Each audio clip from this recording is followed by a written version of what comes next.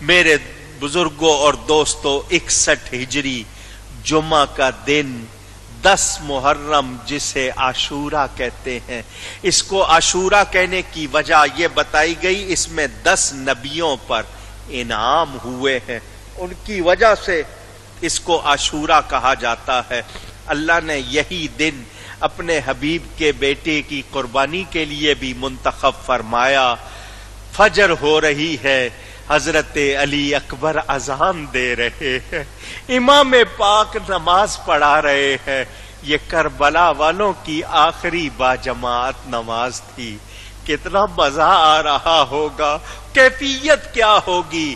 دن شروع ہوا سجدوں سے، نمازوں سے، یہ رفعت کی سحر ہے، رونے کی تذلل کی عبادت کی سحر ہے، ہائے یہ سحر رنج و مصیبت کی سحر ہے، عاشور محرم ہے، شہادت کی سحر ہے، لٹنے کا، تباہی کا، پریشانی کا دن ہے، اولاد پیغمبر کی یہ قربانی کا دن ہے۔